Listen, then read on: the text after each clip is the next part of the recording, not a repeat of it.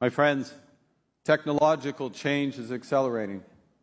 We can either shape our future with AI or let it control our destiny.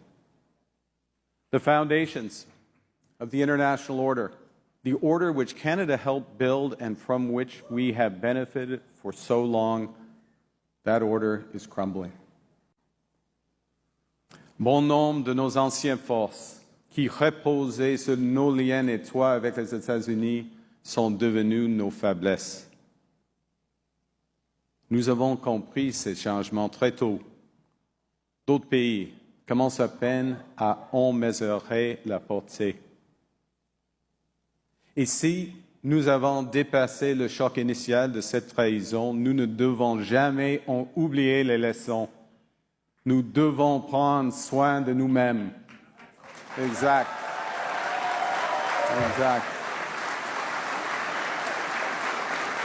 Et nous devons nous entraider. Mes chers amis, la route devant nous ne sera pas toujours facile, mais notre pays en sortira plus fort et plus juste si nous restons unis tous ensemble.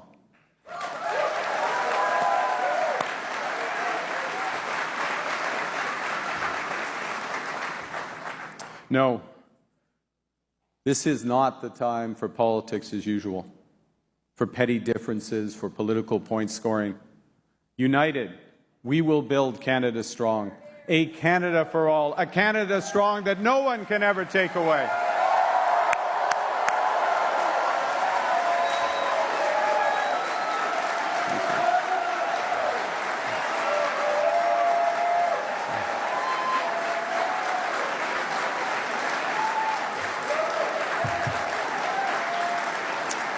I feel that strength. I feel that strength in this room. I feel that strength. I feel that strength. As Diana mentioned, we feel that strength across this great country. At this decisive moment, Canadians are demonstrating just how strong we are. You know, it started quietly. People choosing a wine from the Okanagan over one from California. Anyone had any bourbon recently? No, I don't think so, no. Sorry. A family planning a vacation to Prince Edward Island instead of booking flights to Florida.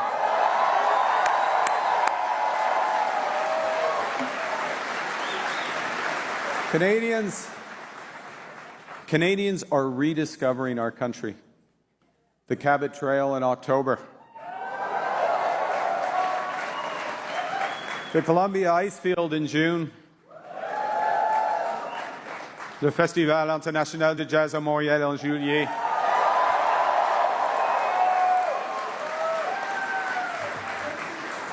The prairies at harvest where the sky goes on forever.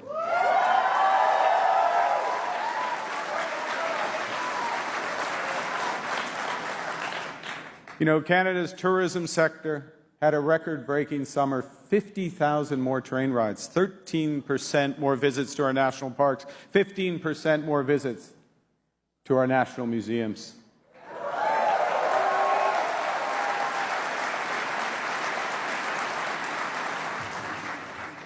Small individual acts of solidarity, but repeated millions of times. And together, they make a statement. We are the masters of our destiny.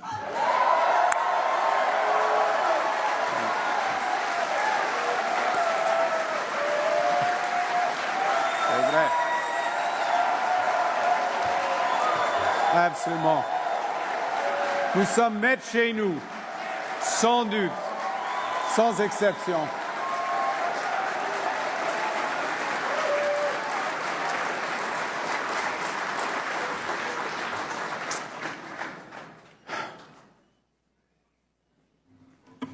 Of everything Canadians have done this past year, the most moving has been how we've looked out for each other, including amidst the worst tragedies.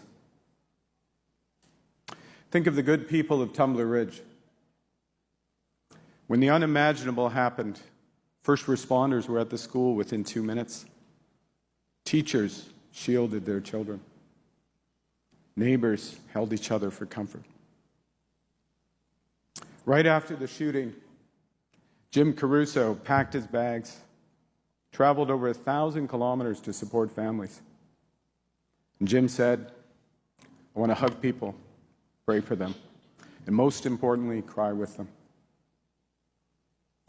That's Canada. Looking out for each other, standing together when things get tough so that they can get better.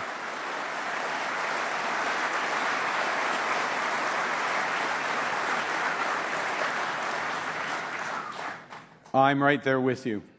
Canada's new government is right there with you, inspired by hard-working, always caring Canadians.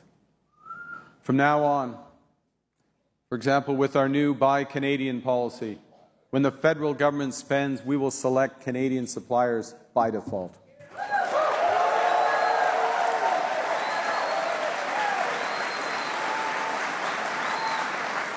The days of our military sending 70 cents of every dollar to the United States are over.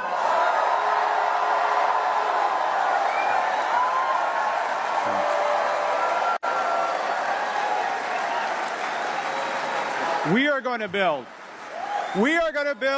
Canada strong with Canada Steel, Canadian aluminum, Canadian lumber, Canadian workers.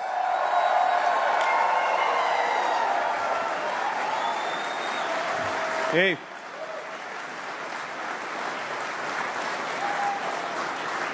Nous le ferons d'abord dans nos communautés, en construisant des logements abordables, accessibles et durables, en construisant de nouveaux hôpitaux, des infrastructures de transport en commun, des installations récréatives et des centres des arts. Car un Canada fort, ça veut dire une Surrey fort, un Nepean fort et un Sherbrooke fort.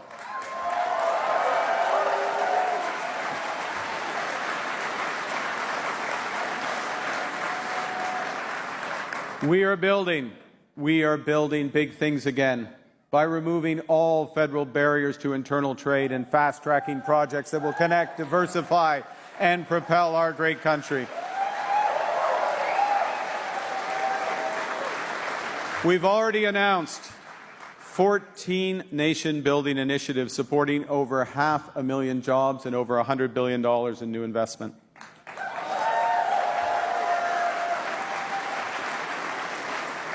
We're realizing Canada's full potential, our full potential in clean and conventional energy to power Canadian homes, Canadian businesses, and Canadian sovereignty.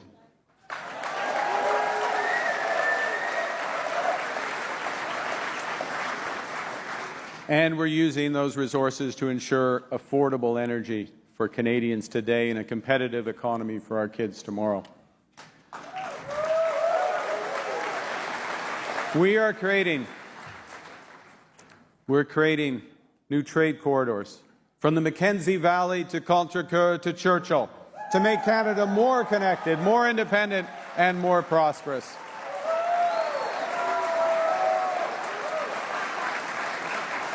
And there's going to be a lot of trade going through those corridors because we have struck 20 new economic and security partnerships on 4 continents in just a year.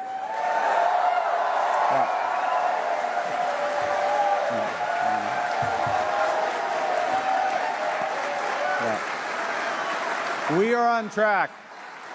We are on track to double our non-U.S. exports over the next decade. That is $300 billion. $300 billion in new orders for Canadian resources, Canadian goods, Canadian expertise.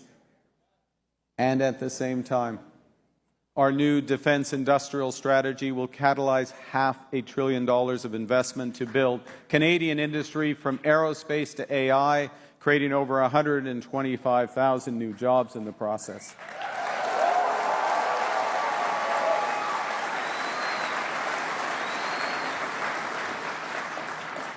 But we've started right.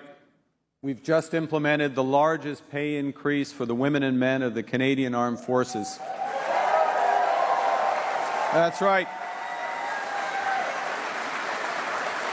We've implemented that increase so that their compensation matches the weight of their responsibilities. And Canadians, young Canadians are already responding to the call to serve. Recruitment is up 13% since last June.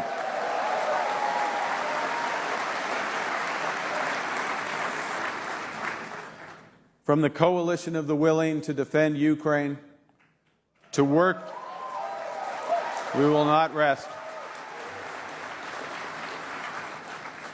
To working with Nordic countries and the UK to protect our Arctic, we are defending Canada and Canadian values with reliable partners.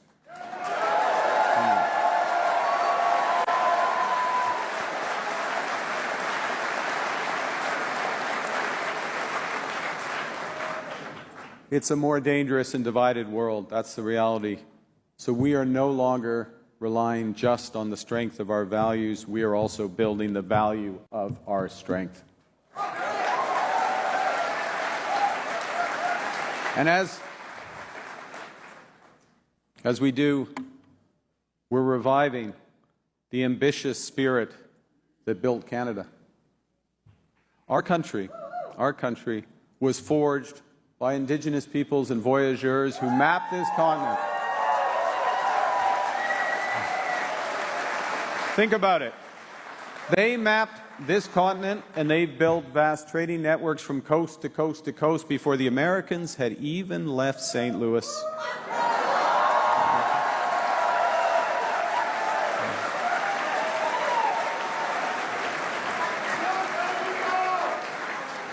À la fin de la Deuxième Guerre mondiale, les Canadiens se sont rassemblés pour réaliser de grandes choses. Bâtir de nouveaux quartiers pour les centaines de milliers d'anciens combattants de retour au pays. Construire de nouvelles universités pour lancer de nouvelles carrières. Relier notre territoire grâce à la voie maritime de Saint-Laurent et à la transcanadienne. Et avec Expo 67, inspirer le monde entier.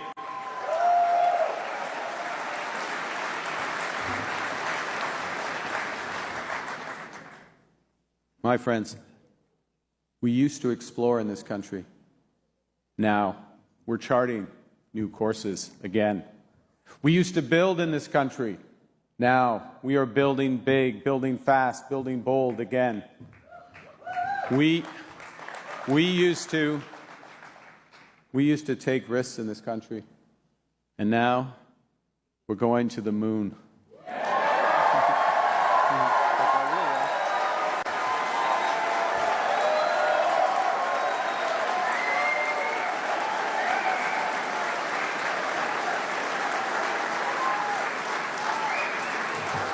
Just the other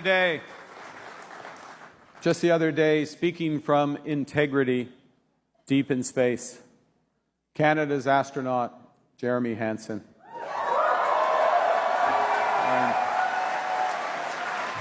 Jeremy Hansen advised us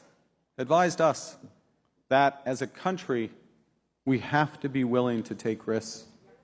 Recognize that sometimes we will have setbacks, but push through them and, in his words, ultimately know that we are going to persist and we will win.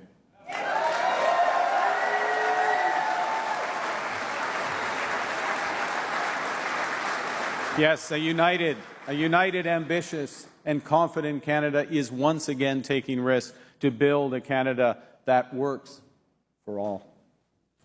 Now, let me put that in context.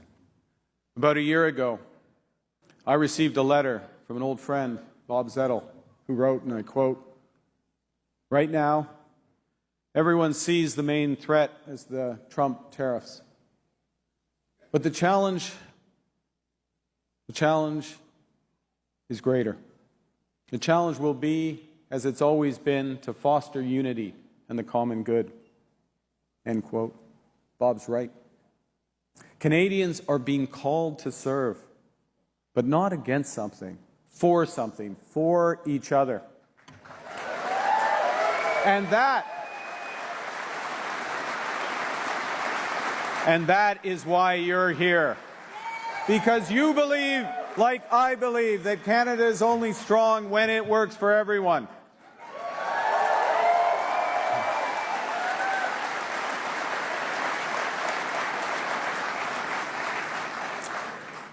That's our objective.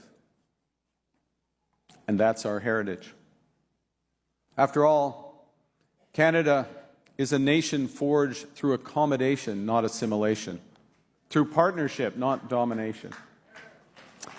The founding insight of our country is that unity does not require uniformity. This is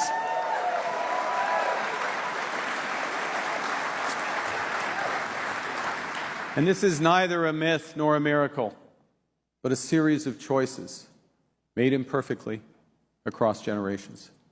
Pragmatic decisions that have become a moral conviction. That our differences are a strength to be nurtured, not a risk to be managed.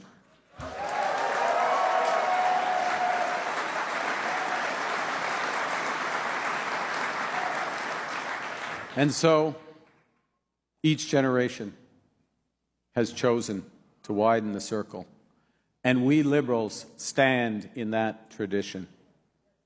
Wilfrid Laurier, who governed a country that had once conquered his people, built a federation strong enough to hold both. Louis Saint Laurent, who built a connected and confident Canada through massive infrastructure projects and our country's first independent foreign policy. Lester Pearson. Yeah. Took that long. We definitely have an independent foreign policy now.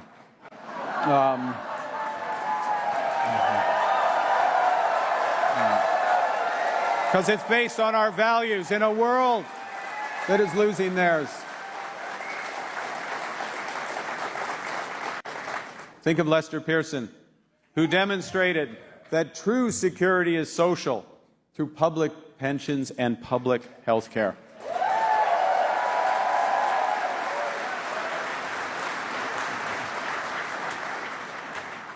Pierre Elliott Trudeau, who enshrined the very architecture of a just society.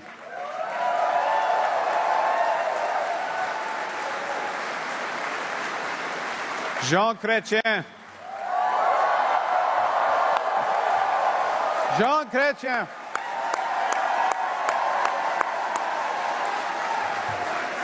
Absolument. Jean Chrétien, who kept Canada united, sovereign, and free.